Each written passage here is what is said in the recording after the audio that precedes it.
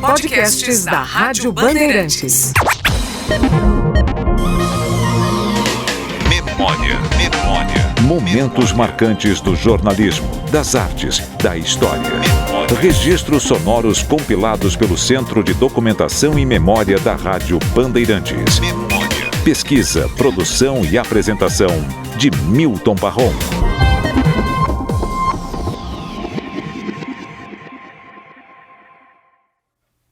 Dr. Adhemar de Barros, 1953, na festa de inauguração da programação da Rádio Bandeirantes em ondas curtas, de 25, 49 metros, uma festa grandiosa, foi noite afora no Cine Odeon, que não existe mais.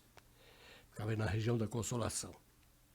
Para muita gente que nos ouve, pode soar estranho, mas eu vou iniciar aqui uma entrevista sobre os 85 anos da Rádio Bandeirantes com o presidente do Grupo Bandeirantes de Comunicações, João Carlos Saad, que todos os funcionários de suas empresas teimam, dos mais altos diretores aos mais humildes servidores, teimam.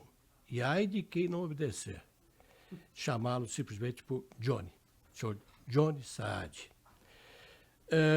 Como eu dizia, é estranho para muita gente ter iniciado a conversa botando aqui o doutor Adhemar de Barros. Sim, Adhemar de Barros, que foi governador de São Paulo.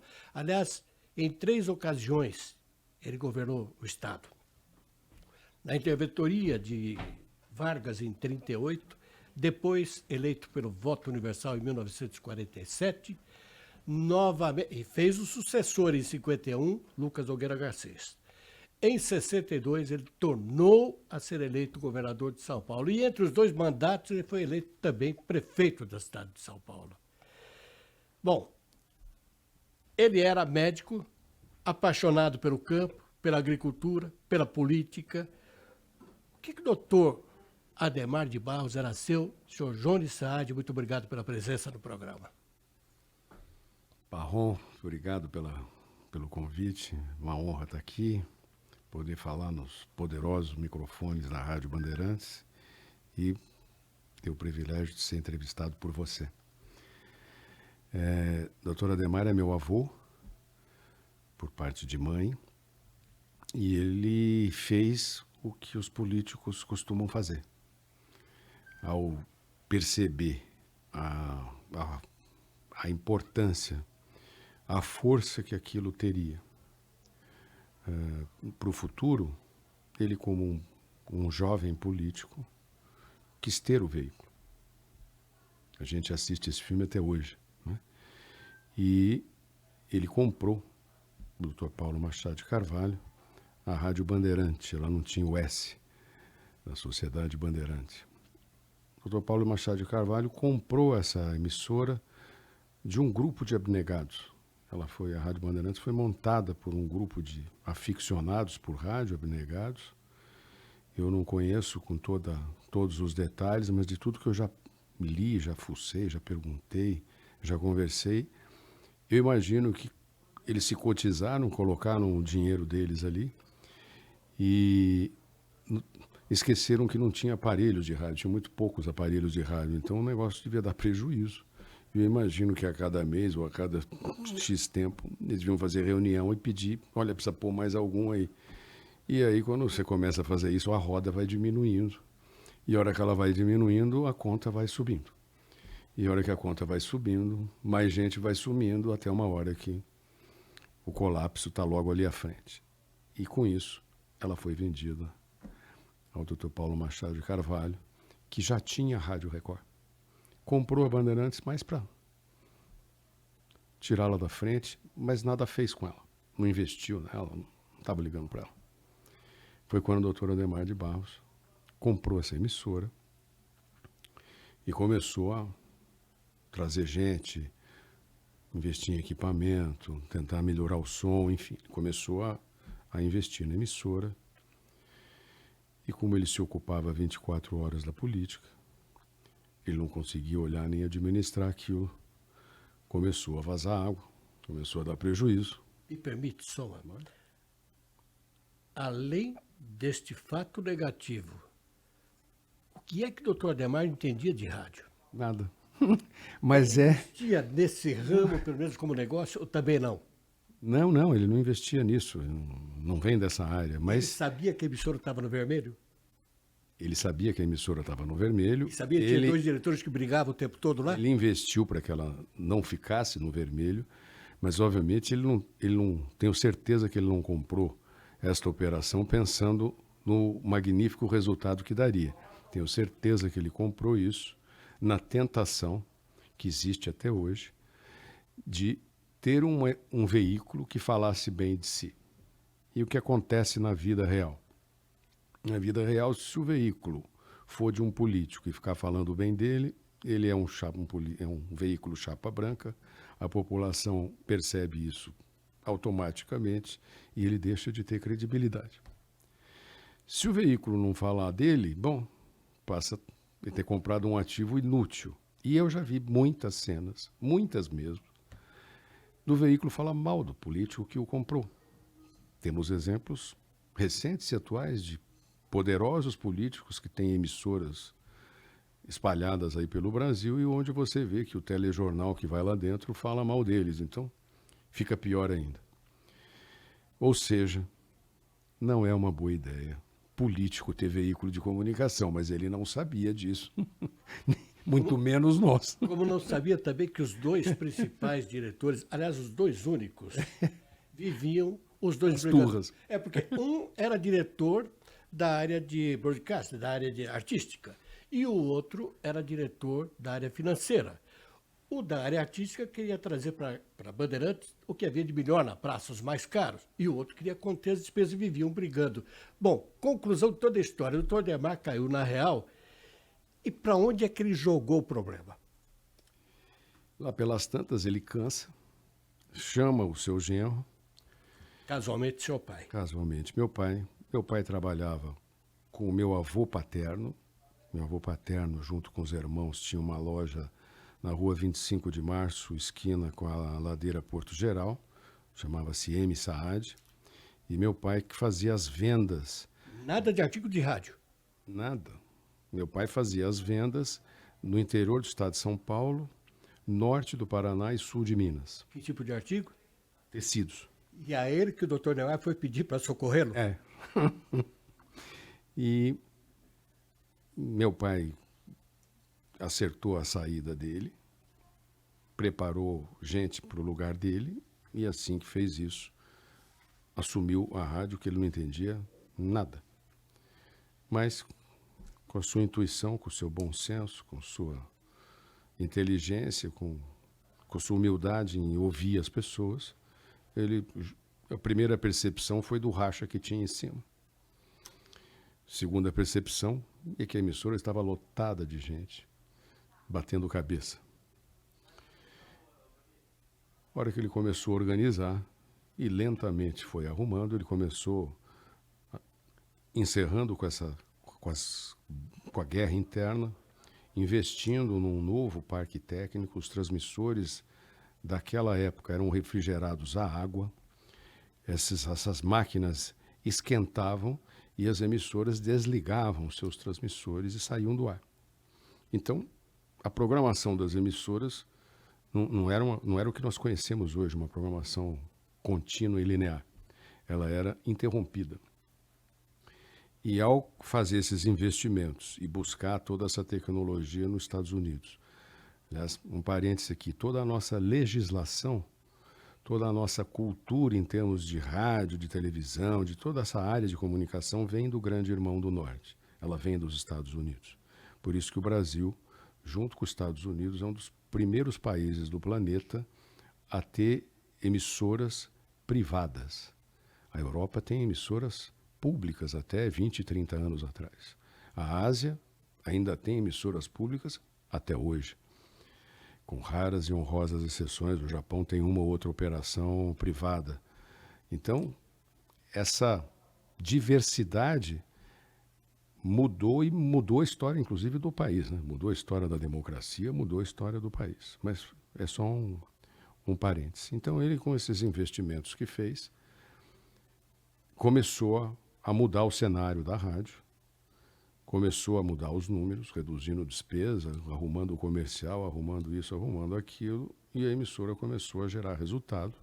Quando ele viu que a emissora começou a gerar resultado, ele procurou o sogro, devolveu a rádio ao sogro e voltou a vender tecido. Passa mais alguns poucos anos, ela volta outra vez para o vermelho. O doutor Adhemar chama ele pela segunda vez. E dessa segunda vez, ele se apaixonou. Ele se encantou com aquilo. Ele gostou daquilo. E quando ele, essa vez ele levou mais tempo para arrumar a confusão que lá estava. Quando ele conseguiu equilibrar as contas ali, ele foi devolver para o sogro falou, não, vamos fazer um negócio diferente.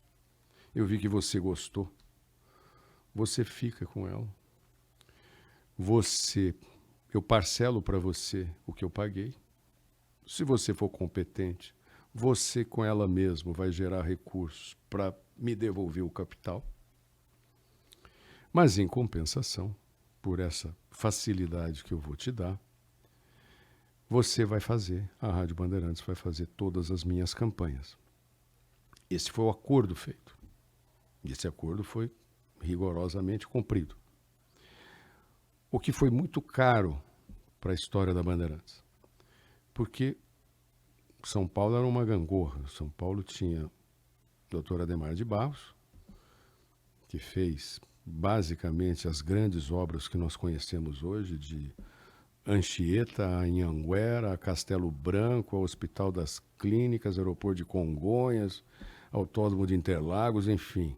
O que a gente olhar, as grandes represas, o abastecimento hídrico, para onde a gente olhar, nós encontraremos grandes obras estruturantes feitas por ele. Não se esqueça da Sorocabana. Tem todas essas daí. Então era um homem que pensava, aliás, ele fazia os seus secretários trabalharem com 50 anos à frente do seu tempo. Então você imagina o planejamento que era isso naquele tempo. Isso custou a Bandeirantes verbas. Então quando ele estava no poder, nós não tínhamos verbas porque viraria um escândalo ter verba do sogro. Então, a Bandeirantes não tinha verbas publicitárias do governo de São Paulo. E, obviamente, não da prefeitura também.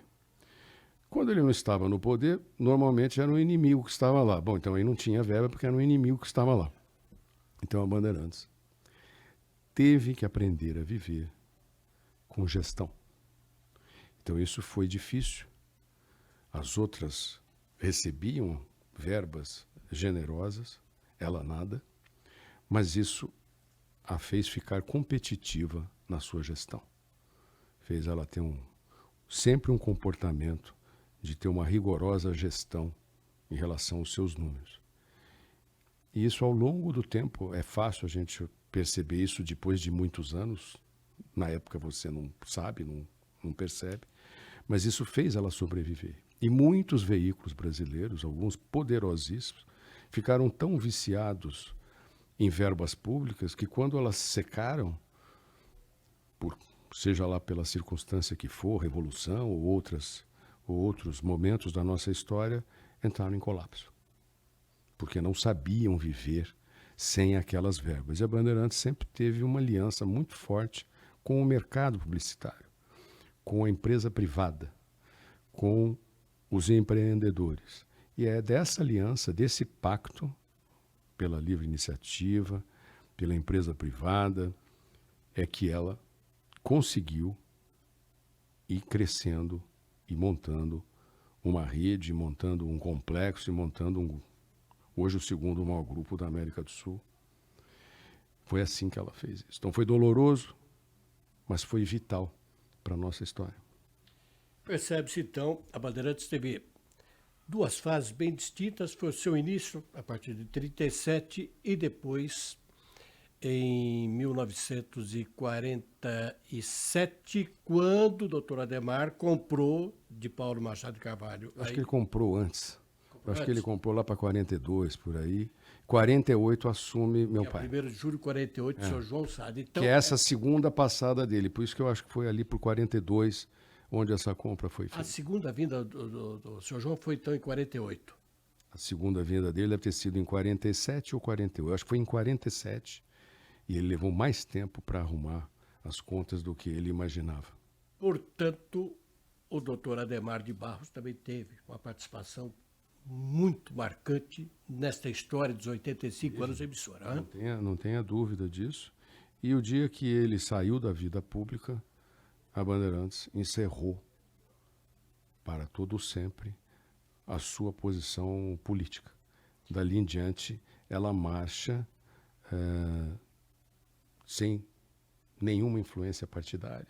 E essa bandeira, ela carrega desde 1966, que é quando o doutor Adhemar foi cassado e saiu da política. Então nós deixamos de fazer isso. Na verdade, a última vez que ela participou disso foi na última campanha dele para governador ali em 64.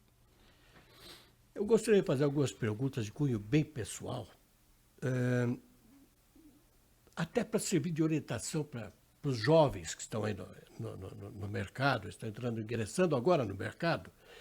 E aqui mesmo no Grupo Bandeirantes, olha, é bastante grande, é bem expressivo o número de jovens aprendizes e de estagiários.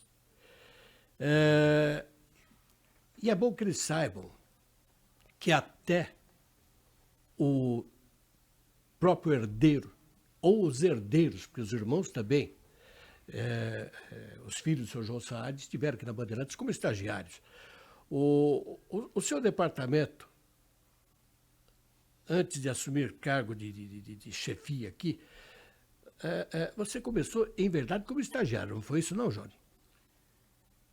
Eu comecei como estagiário, trabalhando aqui, apesar de que antes de ser estagiário, eu vinha. Nas minhas horas vagas, eu achava muito mais divertido isso daqui do que outras coisas. Então, eu já acompanhava meu pai para tudo quanto é lugar, mas formalmente eu comecei em 1968 como estagiário. 68? Então já existia televisão. Tinha sido inaugurado um ano antes. Existia televisão. Tinha sido inaugurado um ano antes. Sim. Agora, foi sua escolha dos departamentos onde estagiou com base no gosto pessoal, ou a empresa é que tinha e ainda mantém uma política no sentido que deve ser obedecido por todos, independentemente de graus de amizade, de parentesco, ou seja, o novato vai ter de estagiar onde ele tem a aptidão e demonstra que vai crescer aqui dentro. Você escolheu ou não? Não fui eu que escolhi. O senhor João chamou... Como é que ele chamava? Esqueci o nome dele. De que área era? Ele era da área de serviços gerais. E ele chamou, tiveram lá uma conversa, e aí ele me chamou, esse senhor me chamou e falou, olha, você começa amanhã e você vai recolher os pregos e as sobras que tem na área de cenografia, que tem um monte de desperdício. Desculpa, eu não entendi bem. Determinou que você fosse catar prego? Sim. Mas ele sabia que você não era o dono, mas que você era o filho do dono? Não, então, eu estava careca de saber. Mas acho que não teve problema nenhum. Eu não fiquei absolutamente chateado com isso, não. E comecei a catar o prego. E, obviamente, alguns dias depois, eu comecei a sentir dor nas costas. E a hora que começa a doer, o seu cérebro tem que funcionar. Se ele não funcionar, você vai continuar passando aquela dor. E como começou a doer, eu fui até o almoxarifado e pedi lá pro encarregado. Depois eu fui trabalhar com ele lá no almoxarifado. Acho que foi meu segundo emprego. Eu falei para ele, você não tem um cabo de vassoura aí? Que já tem estragado a palha ali embaixo? Ele falou, tenho. O nosso almoxarifado tinha essa cultura. Se você quisesse algo novo, você tinha que levar o usado. Que é uma cultura sábia que deveria ser usada até hoje. Que é uma caneta esferográfica nova, então leva outra esvaziada, que ele te dá uma nova. E com isso você evita um monte de bobagens, né? Tenho sim. Eu falei, e você tem algum imã? Isso eu não sei se tem, não procura, aí deve ter algum alto-falante, você é capaz de se achar algum imã. Me achou um imã. No outro dia eu montei com o cabo da vassoura, eu amarrei bem amarrado o imã no cabo da vassoura E passei a catar os pregos com uma velocidade muito grande e em pouco tempo eu terminava a minha tarefa. E aí fui para ele perguntar, falei, o que mais tempo para fazer? Ele se irritou. Eu falei, mas o senhor pediu para eu catar o prego, os pregos estão aí, eu não estou entendendo que o senhor está irritado, não, mas que o senhor não podia ter feito isso, mas não podia ter feito por quê? A missão não é pegar prego? Então, os pregos estão aí. Porta fora.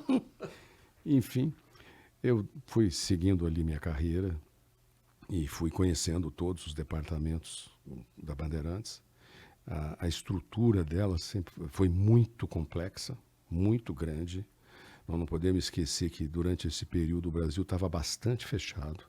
As importações tiveram quase que décadas que tiveram fechadas. Então a Bandeirantes tinha um departamento de mecânica que fazia qualquer peça que você possa imaginar, ela fazia.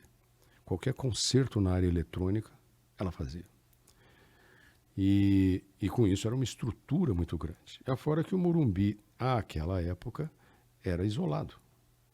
Nós tínhamos, inclusive, uma linha de peruas fazendo o transporte daqui até o Pão Quente, que era um bar que tinha ali hoje onde é a Faria Lima. Então fazia essa rota Morumbi, Faria Lima.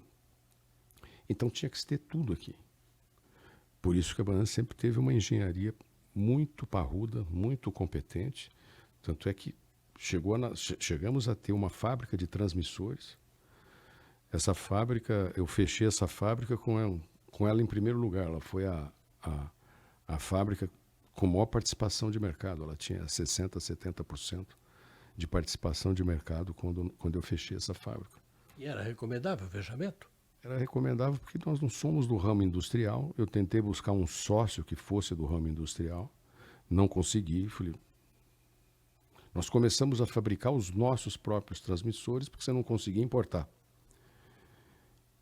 Eles acabaram ficando tão bons que as outras rádios começaram a pedir. As afiliadas começaram a pedir. E assim nasceu a Bandeirantes Eletrônica, que foi uma indústria que chegou a ser de porte médio. Isso em que época? Isso começo dos anos 70. Na vigência do governo Regime militar.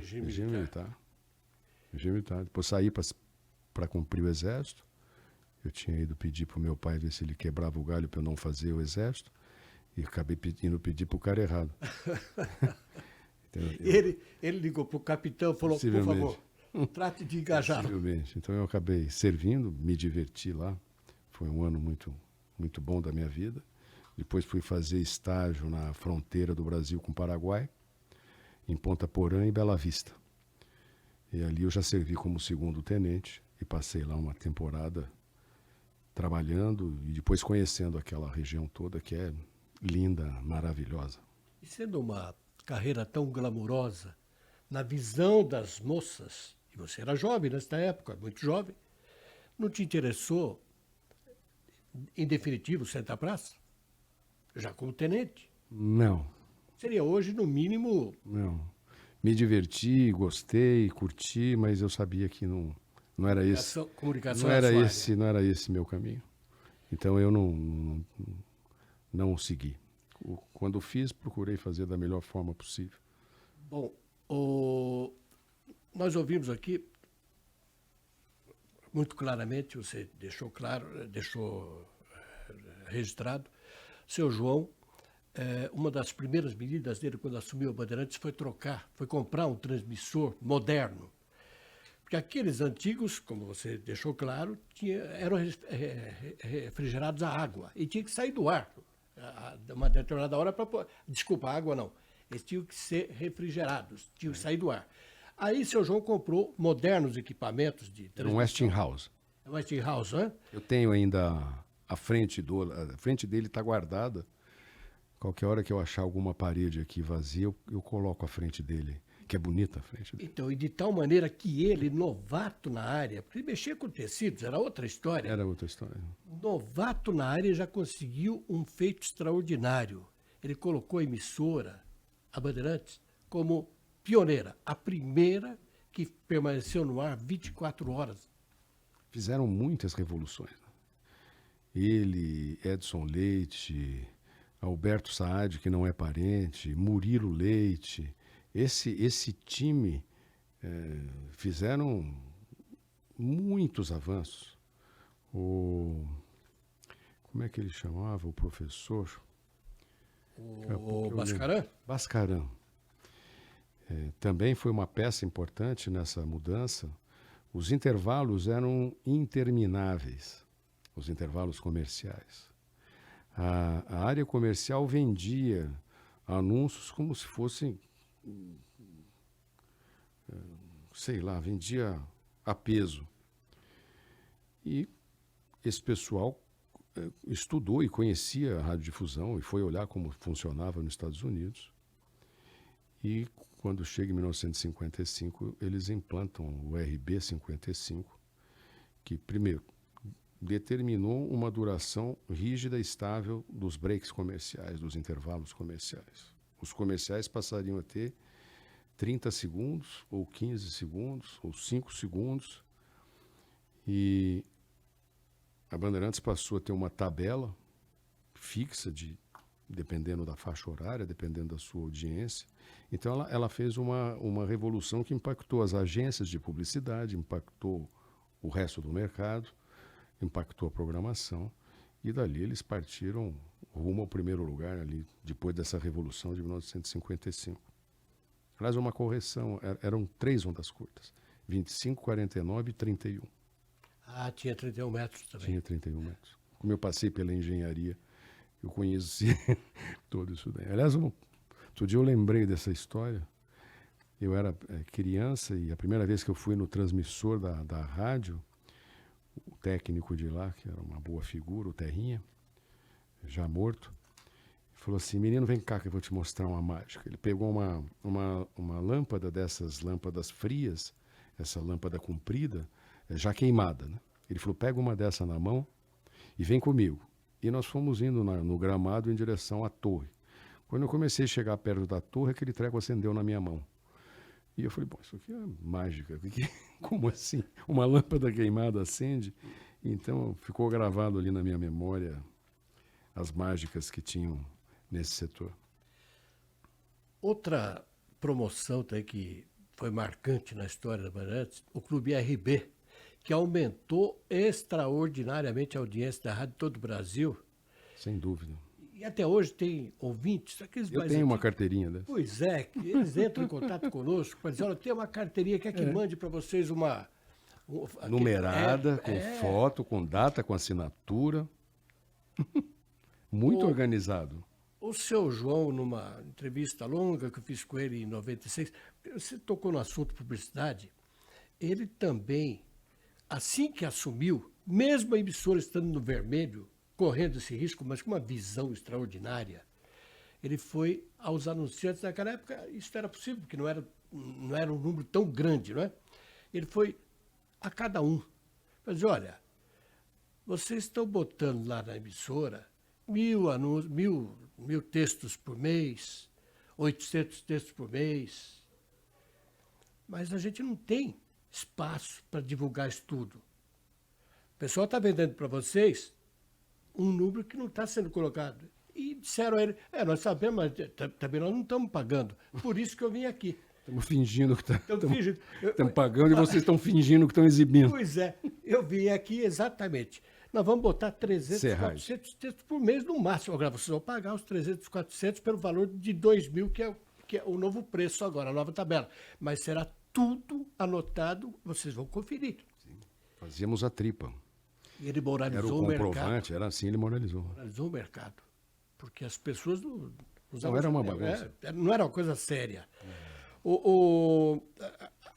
Essas compras, isso ele me contou nessa entrevista de 96 foi. Falou: olha, eu passei algumas noites aí sem dormir por dívidas assumidas para comprar equipamentos novos para a emissora, porque você tem bons produtos, mas não ter boa vitrine, não adianta nada. Não. Então, ele assumia a dívida e ficava sem poder dormir aí. A ousadia, o Johnny Saad, a ousadia e a obsessão pela modernização e expansão das empresas parece que ela é hereditária aqui na família. O senhor também já enfrentou muita insônia, pensando na fatura a vencer, com dívidas assumidas para modernizar os equipamentos, ou os tempos modernos exigem cautela nos investimentos? Não tenha dúvida. O senhor João não passou poucas noites, ele passou muitas noites sem dormir. Preocupado com as dívidas, preocupado com as coisas, preocupado com os seus funcionários, né? Ele sempre teve esse lado pessoal que ele procurou incutir em todos, e realmente é algo muito triste quando você tem que desligar alguém que trabalha com você, não por incompetência, mas por redução de custo. Também são noites insones, e eu também já passei e continuo passando noites sem dormir quando você passa por turbulências, e a gente passa. Ninguém tem 85 anos sem passar por guerras, revoluções, golpes, tablitas, desvalorizações, enfim. Zélia com aquela insanidade, você passa por tudo isso. E você sofre, é desse sofrimento que sai. Mas é uma característica do empreendedor. O empreendedor que não corre risco, ele não consegue ser um empreendedor. E o Brasil tem um problema estrutural. Você não tem capital disponível a custo baixo. Então, uma empresa que queira sobreviver, ela tem que ir gerando o seu próprio capital. Se você for no banco, tomar um empréstimo nas taxas de juros que o país pratica nos últimos 40 anos, você não consegue pagar. Então, esse é um problema grave que nós temos, por isso que não é fácil você encontrar empresas antigas, longevas. Há poucos anos atrás veio um grupo alemão me visitar. A empresa deles, ele estava me contando que tem 370 anos. 370 anos? Eu falei, nossa, deve ter tido assassinato, envenenamento, casamento entre parentes. Sim. O cara começou a rir, falou, como o senhor sabe? Eu falei, bom, para sobreviver tudo isso, tem que ter tido. Certamente, é. Tem passado por tudo isso. No beijo não foi. Assim, na área de comunicações, o Grupo Bandeirantes, hoje, ele atua em todas as frentes, quer dizer, rádio, televisão, jornal, só não está no cinema, na área cinematográfica não, né? Ele não está no cinema, mas nós estamos começando a nos preparar para estarmos no cinema. Nós acabamos de fazer um acordo vencer uma licitação em São Bernardo do Campo e passamos a gerir, a partir do mês passado, os estúdios Veracruz, que é onde é a origem do cinema brasileiro.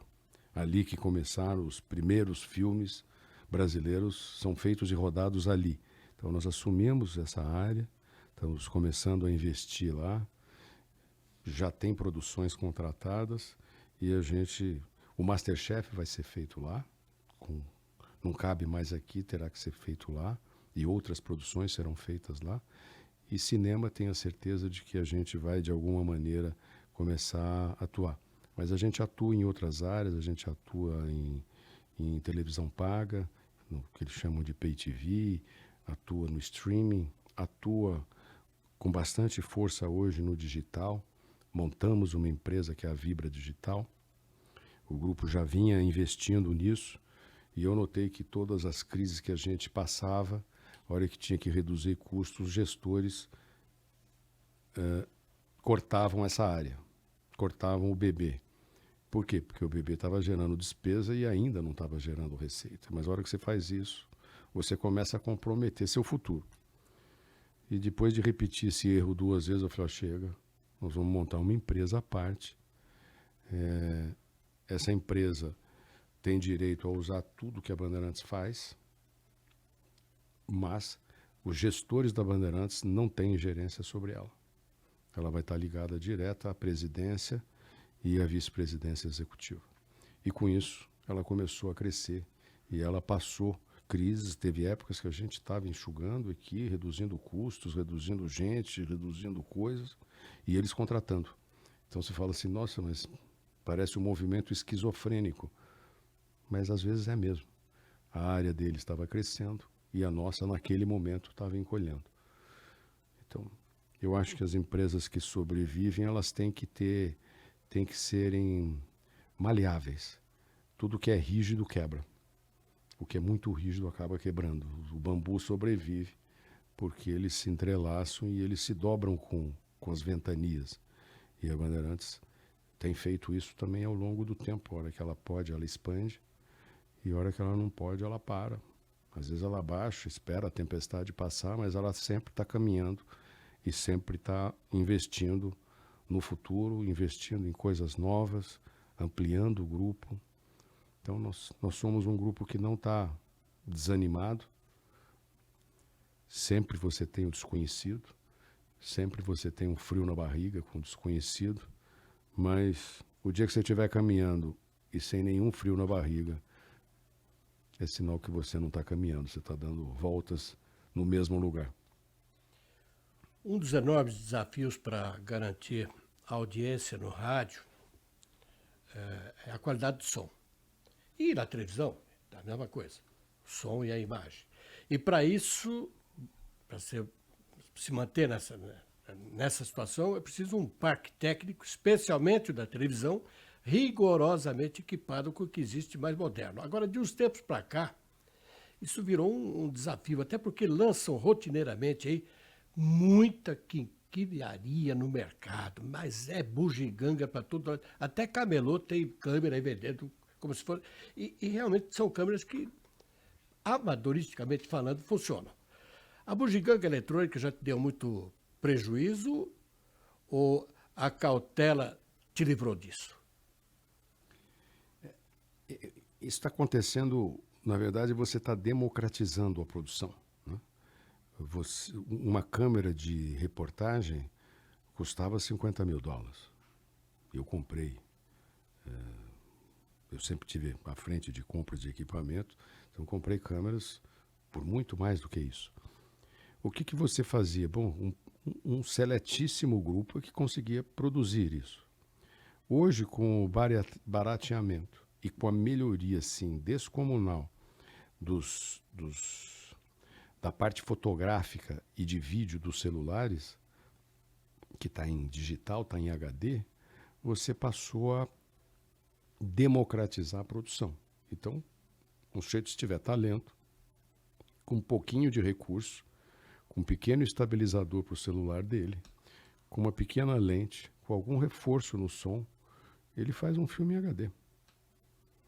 Então você repara que você assiste nos telejornais, assiste no seu celular, muitas coisas vindas de terceiros, vindo de um cara que estava passando ali, ele viu o helicóptero caindo, ele viu aquele acidente, ele viu o que estava acontecendo ao seu redor.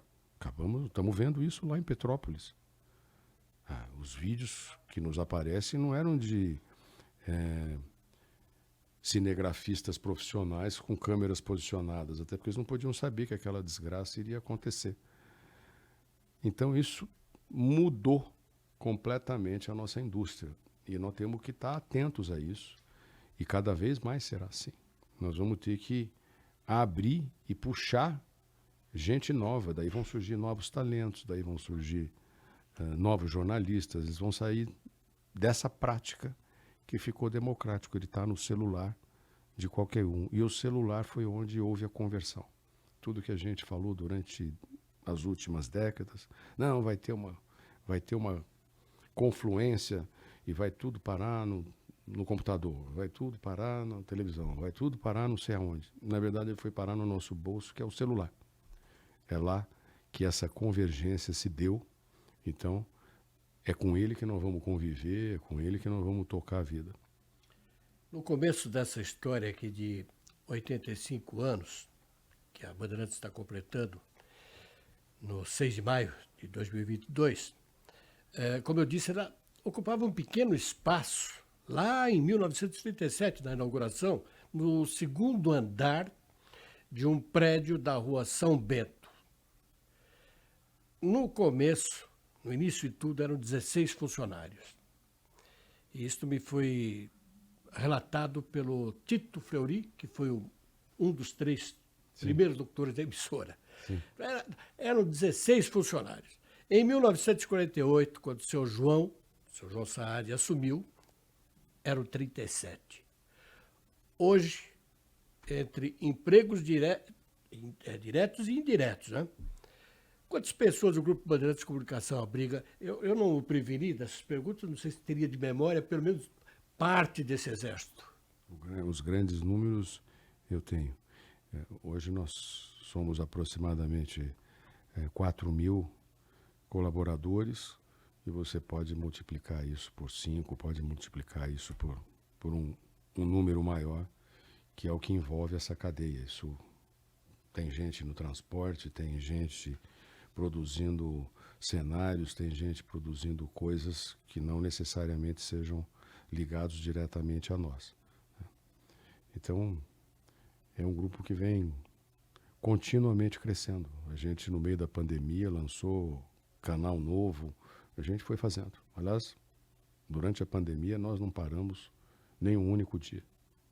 Todos os dias nós trabalhamos, como se a pandemia não tivesse existido. Todos os dias nós trabalhamos. Interessante porque ciclicamente o Brasil atravessa momentos aí de turbulência econômica, especialmente na área econômica, né? E agora, para gravar, associada à doença, à Covid. A Bandeirantes, a nós todos, nós que aqui trabalhamos, nós que aqui temos uma convivência diária, e também para aqueles que acompanham de fora, dá a impressão de que a Bandeirantes está atravessando essa turbulência aí sem dar demonstração aos colaboradores e aos consumidores de seus produtos de que também ela foi atingida pela crise que todos estão sofrendo. Pelo contrário, a Bandeirantes está lançando, Bandeirantes, o grupo Rádio, TV, Sim. ela está lançando novos produtos aí e deu ainda recentemente uma mexida aí que agitou o mercado todo. A contratação a volta do Faustão à sua casa, não é? É verdade. E qual é o segredo com esses lançamentos, e sem dar demonstração? Não há atraso de pagamento, não há atraso de pagamento aos fornecedores, nada. O segredo qual é? Não ter tirado o pé do acelerador, como a maioria o fez, ou ter feito severas economias nos tempos de bonança, para quando viesse o tempo das vacas magras. O que se deve fazer é essa última fala, mas nós fomos, como todos, atingidos fortemente quando começou a Covid. Quando ela começou, você não encontrava um cliente, você não encontrava uma agência. Aliás, você não encontra as agências até hoje, né? Eles estão trancados em casa, acho que há uns 2 anos. E as verbas caíram. E o sujeito ligava e falava, olha, não adianta eu anunciar esse produto porque as pessoas estão trancadas em casa. Elas não têm nem como ir buscar o produto. Eu não tenho nem como entregar. Então, por favor, suspenda meu contrato, cancele meu contrato. Eu falei, bom, nós vamos brigar com o cliente? Óbvio que não. Então, nós aceitamos. Com toda a serenidade, precisando manter aquele contrato, mas tínhamos que compreender o lado do cliente e fomos cortando e reduzindo, e tivemos que ir apertando o cinto e encolhendo, reduzindo nossos custos para poder atravessar essa tormenta.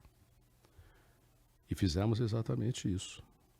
Apertamos o cinto e seguimos. Só que nós não apertamos só o cinto, nós apertamos o cinto e mantivemos um trabalho profundo de começar a construir coisas novas, de começar a produzir novos conteúdos. E foi exatamente o que nós fizemos. Com essa obstinação de crescer e transformar, nós fomos fazendo isso. E o mercado foi retomando, e nós fomos retomando possivelmente mais rápido e mais velozmente do que os outros, porque nós não paramos. Então nós estávamos em contato com todos os clientes e ofertando coisas novas. E chega uma hora que o cliente tem que vender, o outro tem que comprar e a vida tem que voltar, né? Nós não podemos esquecer que foram fechadas milhares de coisas, né? Eu tenho sérias dúvidas se era esse o caminho a ser percorrido, né? Fecha shopping, fecha isso, fecha aquilo. Óbvio, os cuidados nós tínhamos e temos que ter. As vacinas também. Mas sair fechando o comércio, depois reduz ônibus, depois aumenta isso. Olha, me dá a impressão de que a crise foi gerida por homens. E homens normalmente não sabem nada da vida real. Quem sabe da vida real são as mulheres. Porque elas é que fazem 3, 4, 5 coisas ao mesmo tempo. Trabalham, alimentam seus filhos, vão buscar na escola, vão não sei, fazer não sei o quê, vão fazer compras. Então essa noção pragmática da vida normalmente não está nos gestores públicos, não está no governador, não está no prefeito, não está. Então eu achei que muitas das decisões que eu vi sendo tomadas, eu fui ficando estarrecido, mas nada que a gente pudesse fazer ali, eles são o poder nesse momento. E acho que, inclusive, o Estado avançou demasiadamente na nossa vida. Nós temos que nos dar conta disso e, a meu ver, nós temos que empurrar o Estado de volta para o lugar dele.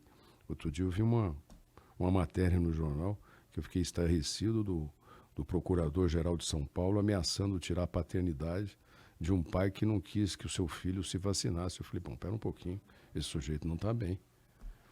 Ele está achando o quê? E o menino vai para onde? Para a casa dele? Não. Então, eu acho que nós passamos por tudo isso. Espero que a gente empurre o Estado para o lugar dele. Espero que ele pare de ingerir. Ele quebrou empresas, quebrou restaurantes, quebrou negócios. Eles quebraram muita gente, né? Isso não impede da gente cuidar da doença. Cuidar da doença precisa máscara, lavar a mão, tomar vacina. E precisa o quê? Precisa investir na saúde pública. Precisa investir no hospital municipal, precisa investir no hospital estadual. As pessoas não vão aguentar ficar pagando o plano de saúde. Precisa investir na escola pública. Então, tudo isso foram momentos difíceis que todos passamos. Acho que tirando as empresas que exportam, especialmente alimentos, o resto foi atingido com muita força. Quem exporta alimentos, quem produz em reais e vende em dólar, atravessou bem essa crise. Quem não tem uma operação desse tipo, e nós não temos, nós somos prestadores de serviço, sentiu o tranco, então não tenha dúvida que a gente passou, mas nós não deixamos de trabalhar, de acreditar, de montando projetos, de construindo coisas, de alugando teatro, que vamos começar a produzir lá no velho Teatro Itália. No Itália? No Itália. E tem a Vera Cruz também. Sim, são 2 projetos separados. Ah, são 2 separados? Separados. O Itália é lá no Círculo Italiano, ali no centro da cidade, ali. E no Itália? Na esquina da Brigadeiro Luiz Antônio. No Itália, qual é o projeto? Se é que pode ser anunciado. Lá tem vários projetos de televisão e de rádio. Tá em gestação ali várias coisas, de talk show a programas, a humor, tem muita coisa sendo desenhada para este projeto do teatro. Eu tenho muita vontade que a Bandeirantes volte a ter uma presença no centro. Eu acho que os veículos foram embora do centro. Repare que nós nascemos na São Bento, depois fomos para 7 de Abril e depois fomos para Paula Souza. Portanto, nós tivemos as primeiras décadas da nossa vida no centro, como muitos veículos. Não esquecendo da Brigadeiro Luiz Antônio, o Teatro Bandeirantes. É. Que só o Teatro Bandeirantes daria para fazer uns 10 programas. Né? Daria mesmo com o seu Auxílio. Seu Auxílio. O pessoal chamava de seu auxílio. Que, aliás, era uma forma carinhosa, até porque ele ajudava todo mundo mesmo. Lógico. Ele tinha vários maços de dinheiro nos bolsos. Dependendo do pedido, ele já sabia qual maço que ele puxava. No exterior, a empresa, o grupo também tem negócios ou não? O grupo fez muitas alianças no exterior. nós construímos uma malha no planeta todo. Começou com um acordo com a NHK, há muitos anos atrás, quando a gente foi implantar o sistema nipo brasileiro na televisão. Ali nós fizemos o primeiro grande acordo. Nós estamos ligados diretamente com a NHK, tem parabólicas deles aqui no nosso prédio, eles têm seus escritórios aqui dentro do nosso prédio, ele tem suas instalações aqui dentro e tem antena nossa lá na NHK do Japão. Quando estoura aquele tsunami, a Bandeirantes tinha aquelas imagens, mas muito antes que qualquer agência de notícia. Depois disso, fizemos acordo com a China. Depois fizemos acordo com a Rússia, acordo com a Índia, acordo com a África do Sul. Fizemos acordo com a Aliança, que nós já estávamos fazia tempo, que são todas as... Esse acordo é um grande grupo, uma televisão, um rádio, em cada país. E só admite um sócio. Então não adianta o teu concorrente ir lá falar, mas eu quero. Você quer, mas você não entra nesse clube. Só cabe um. É um por país. Um por país? Um por país. Então a Bandeirantes é o parceiro da aliança, que são todos veículos de fala hispânica, e é o parceiro da Enex, que envolve Europa, Ásia e Oceania. Estouro lá em Beirute, aquelas imagens que a Bandeirantes passou, e a rádio também, elas foram aparecer nas agências de notícias, sei lá, 2, 3, 4, 5 horas depois. Por quê? Porque nós estávamos com a televisão libanesa trabalhando conosco. Então a Bandeirantes construiu uma malha de alianças no exterior e agora nós estamos nos preparando para outros projetos fora. A gente tem vontade de produzir em outra língua, a gente tem vontade de gerar conteúdo fora daqui, especialmente em fala hispânica, para depois ver se a gente produz em inglês e produz em outras línguas. Isso já não é mais um desafio tecnológico tão grande. Atualmente a Bandeirantes, ela cobre todo o território nacional com os sons das suas emissoras de rádio e as imagens dos seus canais de TV? Cobre sim. A gente está em todos os... Não tem área de silêncio, área negra, não? Não. Pode ter dentro de algum estado algumas áreas, zonas de sombra, faltando uma repetidora. Você tem um envelhecimento dos equipamentos nas pequenas cidades.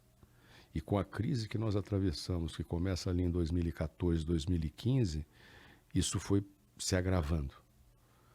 Então, a travessia para o digital, você gasta um dinheiro enorme e não muda nada a tua receita. Você não vai ter um comercial a mais porque você ligou o transmissor de uma cidade de 3 mil habitantes no meio da Amazônia. Então, começou a deteriorar, e não é no caso da Bandeirantes, é em geral, o sinal no miolo do Brasil. E a gente vem procurando fazer uma aliança com as empresas de telefonia e com os outros grupos que queiram caminhar para irmos juntos, digitais, para essas pequenas cidades. E é exatamente no meio disso que nós estamos. Já começaram, já tem algumas implantadas e a gente está exatamente no meio dessa travessia. Ou seja, essa economia de desarranjo aí, esse futuro que também não desperta muita confiança na área econômica, não impede que esses projetos novos... Tem que acontecer, só que vão acontecer de outra forma. Você fala assim, não, mas você vai lá, vai montar uma torre só sua. Não, isso não cabe mais. Vai ter que ter humildade, vai ter que se juntar com outros grupos que queiram chegar naquela localidade e você vai ter que compartilhar esses custos. Agora, não tem como não... Eu fugi dos assuntos mais... Não os mais desagradáveis, porque, enfim, mas os mais tristes. O incêndio, por exemplo. Poxa, o incêndio ressurgiu das cinzas, a Bandeirantes. É importante a gente falar do incêndio porque ele é um traço da personalidade da Bandeirantes. Ele mostra muito claramente um traço da personalidade da Bandeirantes. Eu estava aqui. Eu vivenciei isso daí. E saí por uma janelinha do almoxerifado. Até hoje eu não sei como é que eu passei naquela janelinha. Se eu tivesse o peso que eu tenho hoje, eu tinha morrido entalado ali e não teria conseguido passar. consegui jogar as fitas da Cacilda Becker, consegui jogar o máximo que eu pude pelas janelas, especialmente de fitas, e eu queria jogar equipamentos, mas eram grandes e pesados, eu não conseguia, e a fumaça era tão grossa, espessa, que você só conseguia andar agachado. Se você respirasse aquilo, você não saía vivo. Então, a primeira coisa que a gente precisa saber é que o incêndio da Bandeirantes não é um incêndio. A Bandeirantes é o único prédio feito para rádio e televisão. Os engenheiros e os arquitetos, o seu João Saad mandou que eles fossem ao Japão, aos Estados Unidos, à Inglaterra. Então eles foram visitar a ABC, NBC, CBS, foram visitar a BBC de Londres, foram visitar a TF1 na França, foram visitar a NHK no Japão e foram ver as grandes televisões e rádios do mundo para construir o nosso prédio. Então o nosso prédio foi inteiramente planejado, ele foi inteiramente preparado para incêndio, com porta anti-incêndio, com tudo que você possa imaginar de mais moderno, com splinter, com tudo. O incêndio da Bandeirantes não foi um acidente, ele foi proposital, foi um incêndio político. E eu assisti naquela noite, quando nós chegamos em casa arrasados, acabados, eu testemunhei uma longa conversa do meu pai com o Maringuela, com o Lamarca. Lamarca ligou para ele e tiveram uma longa conversa por telefone e ele estava dizendo, olha, não fomos nós. Não foi a esquerda que incendiou a Bandeirantes.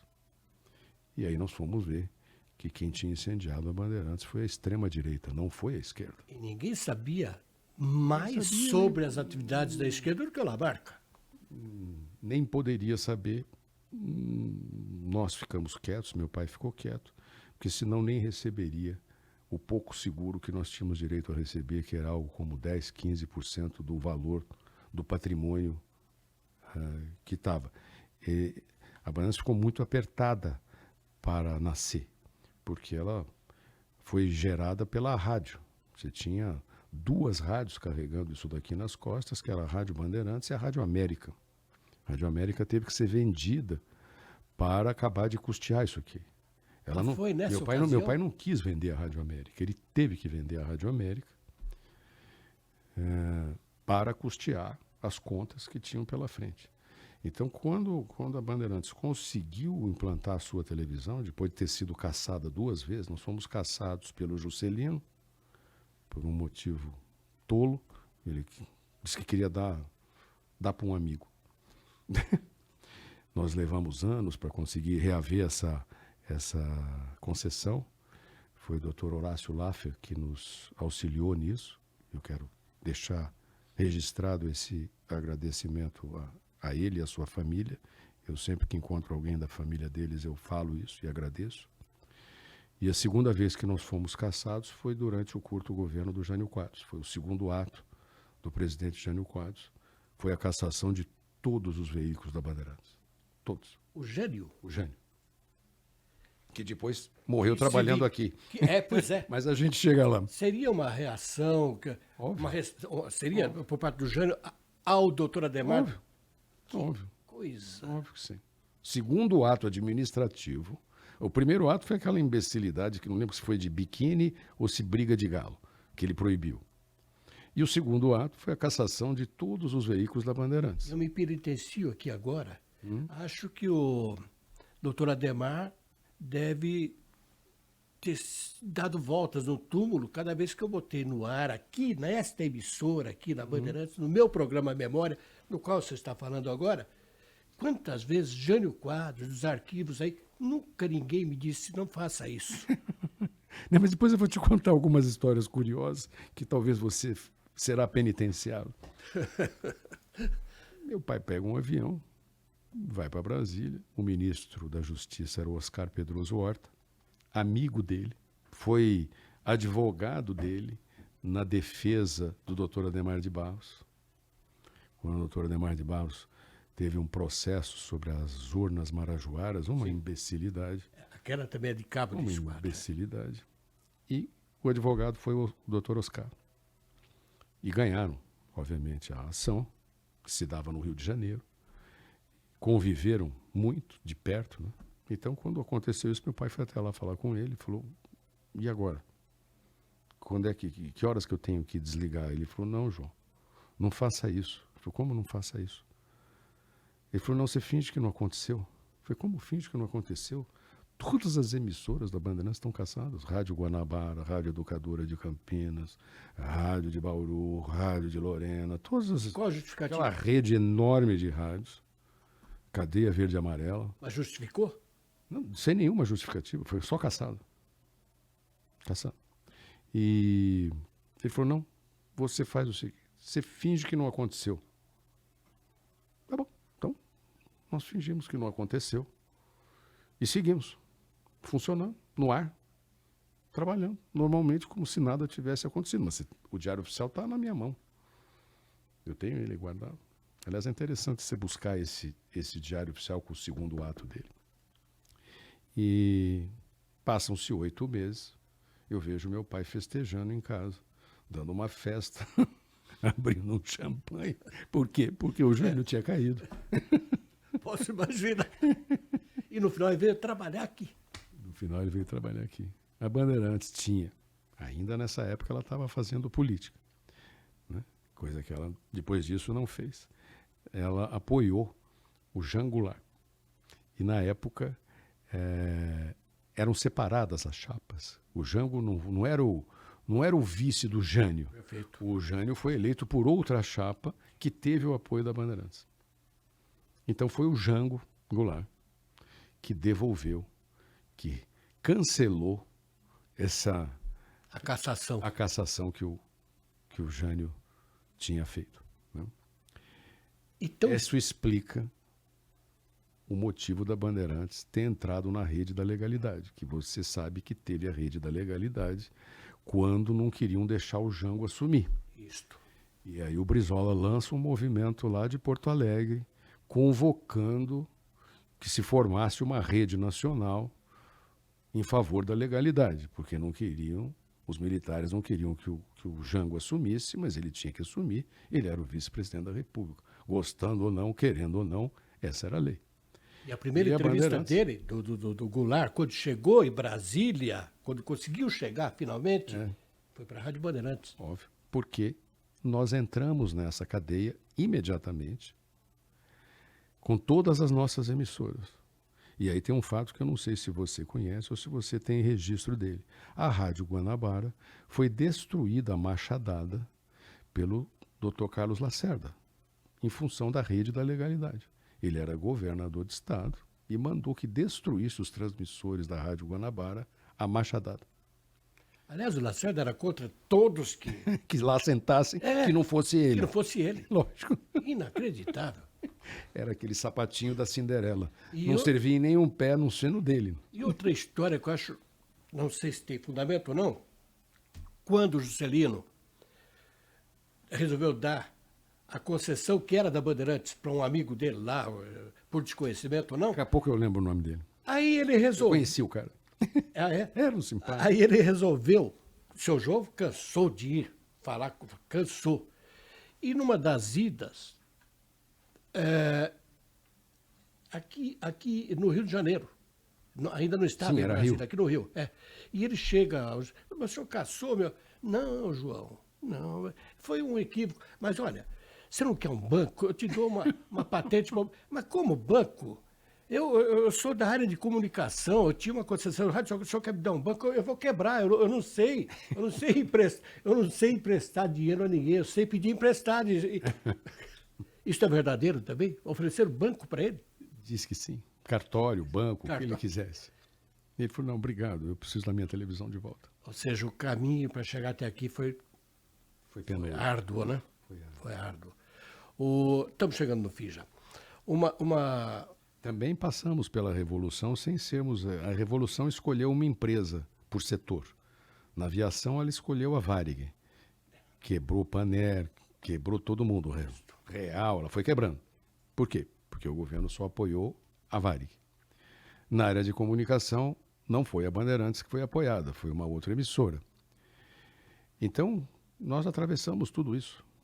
Atravessamos com pressões, com pedidos. Quantas vezes eu vi presidentes determinando que meu pai demitisse A, B, C ou D. Ele falou assim, não vou demitir. Não, mas o sujeito fala mal de mim. Processe ele se você quiser, eu não vou demitir. O fulano é comunista. Então, nós sempre passamos por muitas pressões. E quer saber? Elas continuam. Ainda hoje? Estão sempre por aí. De maneira, às vezes, mais direta, às vezes menos direta. Já passamos por governadores que quiseram nos comprar, como foi o caso do Quércia. Eu assisti essa conversa. Meu pai foi generoso de deixar estar, de convidar para participar. Então eu participei de muita coisa que não era nem minha geração, né? E o Quércia quis comprar a Bandeirantes e ele falou assim, olha, desculpa, mas não está à venda. Eu disse, mas eu quero comprar, João. Eu pago você. Ele falou assim, muito obrigado, mas eu não quero, governador. Dali em diante, as verbas da Bandeirantes foram totalmente cortadas. Depois ele teve uma entrevista famosa aqui com o Zé Paulo de Andrade. Sim. E quis intimidar o Zé Paulo de Andrade, que não se intimidou em nada com ele, não. E saiu batendo boca com ele. Então nós já passamos por tudo isso. E não tem problema nenhum. A gente vai tocando e vai sobrevivendo. Ou seja, o velho adágio prevalece. O lobo perde o pelo, mas não perde o vício. Continua a aura, continua a mesma. Não muda. Quer ver só? A Bandeirantes vem subindo. Na medida que os anos passaram, ela vem subindo. Os grupos de mídia ficaram aqui, entre Sul e Sudeste, né? A Bandeirantes foi subindo. Ela tá aqui, nasceu aqui, mas foi subindo. Para a Amazônia, para outros lugares. E quando você vai subindo, você vai dando de proa com lugares que as televisões e as rádios são de grupos políticos. Então nós temos... Vou dar um caso real e atual. A doutora Fátima Bezerra, governadora do Rio Grande do Norte. Ela, como deputada, ligada ao PT, quando chegava na época das eleições, ela não conseguia falar em canal nenhum, porque eles não deixavam ela falar. Mas ela falava na Bandeirantes do Rio Grande do Norte. Então, quando ela foi ser candidata a senadora, ela foi lá e falou, escuta, eu preciso de um lugar para falar. E a televisão X, Y, Z, H não me deixa falar, porque uma é do fulano, outra é do Beltrano, são todos políticos. Eu falei, não, aqui a senhora fala, aqui todos falam. A Bandeirantes não tem partido, aqui todos falam. Lá ela falou, lá ela foi eleita, depois se candidatou a governadora, a história se repete. Então você repare que o que aconteceu com o doutor Adhemar ali em 1942 ainda acontece em 2022, né? Com tantos anos passados, isso ainda acontece. Está mudando, lentamente está mudando, especialmente com a chegada de grupos assim, que não são ligados a partido nenhum e que estamos abertos a qualquer um que queira falar e que seja um postulante legítimo aquilo, ele pode falar. 85 anos completando a Rádio Bandeirantes nesse 6 de maio de 2022. Lembrando que ela é mais novinha, mas também agora em maio, no dia 13, a televisão. Ela completa 55 anos. A televisão que surgiu de um sonho que já era lá do passado, lá desde que Chateaubriand botou a primeira emissora aqui, o seu João já acalentava o sonho de... Getúlio Vargas ajudou, de alguma maneira? Não sei te responder, creio que não. O acordo que ele tinha com meu avô que o elegeu nessa última eleição, foi buscá-lo. Ele estava exilado lá em São Borja, e o acordo que foi firmado era que ele seria eleito, em compensação apoiaria a doutora Adhemar para ser seu sucessor. A doutora Adhemar indicou o vice, que era o Café Filho, e elegeu o Getúlio. E com o suicídio. Sim. Isso jamais foi cumprido. E essa história parou ali. Então eu não creio que não ajudou. Muito bem. 85 anos, Bandeirantes 55, TV Bandeirantes. Já falou dos projetos, já falou contou um pouco da história, porque a história é muito mais. Agora, parafraseando Drummond de Andrade. E agora, Johnny, o que dizer para esse exército de colaboradores sob seu comando? Muitas coisas para dizer. A primeira coisa, quem trabalha em veículo de comunicação precisa ter humildade. A hora que você tem um microfone, e uma câmera, isso é poder, é muito poder. Então é importante você ter humildade, é importante você dar direito ao outro que você está lá falando mal dele, que dê a sua versão. Eu costumo dizer que um veículo é uma arma com 3 canos. 2 canos virados para o lado de fora e um virado em direção ao seu peito. Então, isso requer humildade, né? Segundo, também requer responsabilidade. Nós buscamos, da melhor forma possível, a verdade. Nós sabemos que, de quantos mais ângulos você olha, em tese você está mais perto dela. Então a gente faz força para fazer isso. E procuramos não ter lado. Mas eu não gosto de perseguição política. Eu não gosto que queiram falar mal ou destruir a política. Eu acho que não existe solução sem política. Não existe, né? A política é a arte da guerra. A política, a gente resolve. Antes da política, o jeito resolvia na faca, no porrete. E com a política? Bom, com a política você resolve sem a faca, sem o porrete. Mas é uma negociação, é uma troca. E é uma troca de interesse. E não tem nada de feio nem de errado nisso. É preciso fazer isso. E isso, nesses últimos anos, foi muito demonizado em função da Lava Jato, né? Então eu me preocupo. Eu sou neto de político. Não gosto quando eu vejo ela ser achincalhada. Tem muita gente boa, muita gente séria e muita gente que se doa para o serviço público. Mas são muitas pessoas. Tem porcaria no meio? Qualquer profissão tem porcaria no meio, né? Então eu acho que quem trabalha em veículo de comunicação tem que ter isso tudo. Tem que saber que entre a autoridade e o público, o nosso compromisso é com o público, não é com a autoridade. E, obviamente, muitas autoridades não compreendem isso e se irritam conosco, se aborrecem conosco, mas eu sinto muito. Muitas nos ameaçam, muitas cortam verbos. Eu sinto muito, mas nós não vamos mudar nosso jeito de ser. Também nós não vamos perder nossa independência e vamos continuar sendo assim, procurando prestar um bom serviço, procurando atender os interesses públicos, procurando dar voz a quem não tem, cobrar as autoridades sem medo, com educação, com respeito. Ninguém precisa ser grosseiro, né? Você pode fazer uma cobrança dura sendo educado.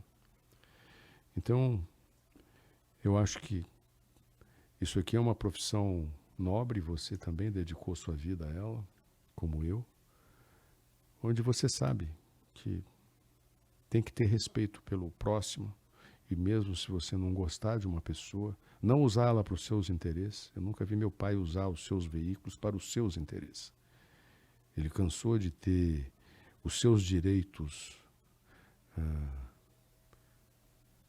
abusados, não cumpridos, e eu não vi ele usar os microfones e as câmeras da Bandeirantes para lutar por isso. Tem desapropriações, tem uma desapropriação de uma área dele, de uma fazenda dele no norte de Minas, que foi um dos últimos atos do governo militar, e foi uma punição pela linha editorial da Bandeirantes. Bom, ele morreu sem receber isso, e eu tenho a impressão que eu também vou sem receber.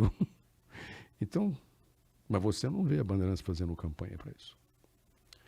Então, é preciso... Isso aqui não é um negócio para qualquer um.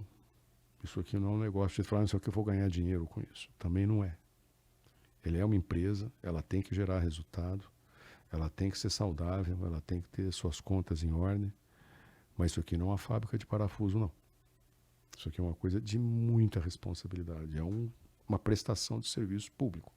Lógico, tem entretenimento, tem filme, tem esporte, tem diversão, mas é uma baita responsabilidade com tantos veículos funcionando 24 horas ao vivo. Então, é uma coisa que sempre que as poucas vezes que falo, as raríssimas vezes que falo, eu procuro passar que é preciso estudar o assunto, estudar o que está falando, ouvir o outro lado, perguntar para ele e não sair enfiando o dedo no nariz dos outros, porque você estará abusando dessa autoridade. Isso é poder. Um microfone desse é poder e você sabe disso. E com tantas empresas, podia ser uma ponte fácil para chegar a um cargo eletivo qualquer e sendo neto de quem você é. Interessante, nunca se interessou por política. Já fui convidado várias vezes. Tem um conflito de interesse aí que seria intransponível, você não pode fazer isso. Nós nascemos assim, então não vamos repetir esse erro, né? Meu pai teve um único cargo público, que o sogro praticamente o convocou para assumir a presidência da CMTC, que era a Companhia de Transportes do município de São Paulo. Aliás, era uma especialidade do Dr. Adhemar, botar o genro em fria. E a CMTC estava péssima, perdendo dinheiro, uma confusão danada. Meu pai assumiu. Eu sei disso pelas histórias que eu vi, pelos livros. São 3 ou 4 livros que os funcionários da CMTC fizeram para ele, com todos os recortes de jornal que saíram na época. E mais ou menos 80%, 90% dos recortes são xingando ele. E a primeira coisa que ele fez foi ir para as garagens e conversar com todos os funcionários. Ele tinha absoluta lucidez que a maioria daquele pessoal era janista. Então a primeira coisa que ele falou, olha, eu não quero saber quem vota em quem. Não estou nem aí com quem vocês votam. Mas eu estou absolutamente aí com quem trabalha e quem não trabalha. Então, quem trabalhar bem, vai continuar trabalhando comigo. Quem não trabalhar bem, não vai ficar. Eu vou trocar. E assim foi. Ele foi construindo isso. Ela estava péssima de equipamento. Ele entrou com um pedido na Cassex para importar os ônibus que eram precisos importar. E foi negado, óbvio. A guerra política foi negada. E ele enlouquecido com aquilo, até que um amigo deu uma ideia para ele. Falou, escuta, João, faz a importação. Eu falei, mas como assim? Eu vou fazer a importação, vai ser bloqueada. Ele falou, então, é isso mesmo, faça a importação. E depois vai ter um leilão, João. Só vai servir para você. Então ele fez a importação de tudo que precisava. Foi tudo apreendido. Fizeram um escândalo, botaram nos jornais, que é um absurdo, como é que faz uma importação sem as autorizações corretas, agora está tudo apreendido e tal. Mas lá tem normas também, que depois de X tempo, você tem que botar a mercadoria em leilão. No dia do leilão, tinha um cara só na sala para fazer os lances. E assim ele conseguiu comprar aquele equipamento e reequipar a CMTC. Nesse meio tempo, ele conseguiu implantar o primeiro ônibus nacional, que foi o ônibus elétrico. Essas tranqueiras que a gente vê hoje ainda, às vezes, rodando por aí, foi ele que fez, mas isso tem, 70 anos atrás. Deviam ter mudado isso há muito tempo. E ele conseguiu fazer a CMTC. Está absolutamente equipada com ônibus modernos, moderníssimos, e ela terminou dando lucro. Hoje eu vejo quanto a prefeitura gasta, eu não sei se são 5 ou 7 bilhões, e ela não tem um ônibus. Pois é. E isso mexe um pouco com a minha cabeça. Isso tudo já foi nosso, isso tudo já foi um patrimônio público que deixou de ser. O que faltou ser perguntado? Se a gente for falar de tudo, nós não saímos daqui. Olha, João... Mas Pois não. agradeço muito a gente poder conversar um pouco, falar de história, sem preocupação com o tempo, sem preocupação de saber se nós estamos dando uma audiência negativa, mas eu acho que é importante registrarmos a história, para que quem venha depois absorva isso e vá construir a sua história. A história não se repete. Não adianta a gente querer repeti-la, porque ela não se repete. Apesar de que ela nos é sempre útil para aprendermos. Então, acho que é obrigação tua e minha procurarmos fazer esse arquivo aí. João Carlos Saad, para efeitos cartoriais.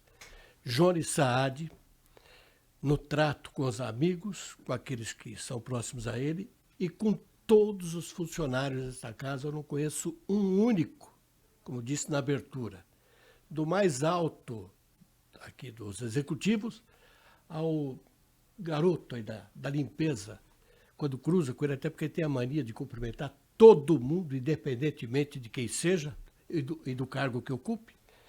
Ele é tratado por Johnny Saad. Muito obrigado pela entrevista, parabéns pelos 85 anos da Rádio Bandeirantes, pelos 55 da TV Band, ambas do mês de maio, a rádio dia 6, a TV dia 13. Muito obrigado pela entrevista. Hilton Parron, muito obrigado por você ter conduzido essa entrevista. Parabéns pelo teu trabalho ao longo de uma vida, trabalho sério, trabalho correto, trabalho honesto. O melhor arquivo que eu conheço de rádio no Brasil é esse moço aqui ao meu lado, que fez, faz e organiza. E é importante esse arquivo, até para que a gente não repita erros, que a gente não cometa os mesmos erros e vá cometer novos erros, vai cometer novas coisas e vamos continuar caminhando. Esse país é abençoado, nós temos que cuidar dele. Nós temos que reduzir essas diferenças que nós convivemos.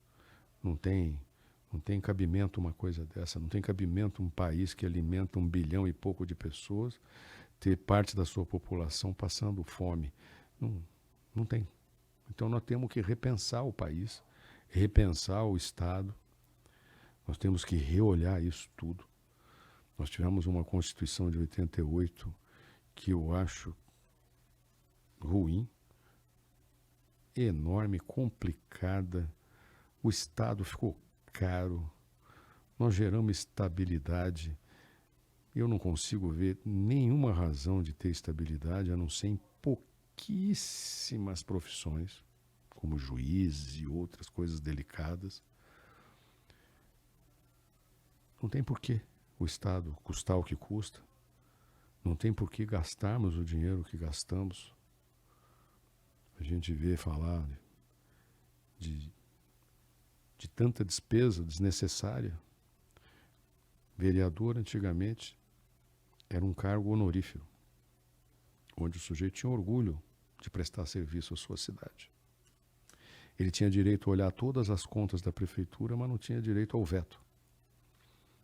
Nós transformamos isso num serviço remunerado, que eu concordo para cidades grandes, cidades acima de, 1, 2, 3 milhões de habitantes, concordo, acho que tem que ser mesmo. Mas para a cidadezinha pequena, deviam pensar em voltar para o nosso sistema que os antepassados tinham. E sem o poder de veto, porque o poder de veto é igual um acionista minoritário com 2, 3% de uma empresa, ele poder parar a empresa. E a hora que ele pode parar a empresa, ele não dá outra opção ao prefeito, ao executivo público que estiver ali, ou de convidá-lo para ele ser secretário, ou de buscar cooptá-lo de alguma maneira. Está feita a encrenca, com um desenho mal feito. Então nós temos que mudar as coisas, temos coragem para enfrentar os desafios que temos aí pela frente e sermos um país como somos, sem brigas raciais, sem brigas religiosas, com a mesma língua, com tamanho continental. Nós temos que ter gratidão à colonização portuguesa. Está cheio de gente que zomba disso. Eu não vejo motivo nenhum para zombar disso. Os portugueses lutaram demais para que o Brasil tivesse o tamanho que ele tem hoje. E parte da história da Bandeirantes está ligada a isso, com os bandeirantes que foram empurrando essa fronteira. Só não conseguiram ultrapassar a Cordilheira dos Andes, senão tinham chegado ao Pacífico. E então, nós temos que ter orgulho da nossa civilização e temos que arrumar nossa casa. Muito obrigado, Parron. Foi uma honra poder conversarmos um pouco sobre isso.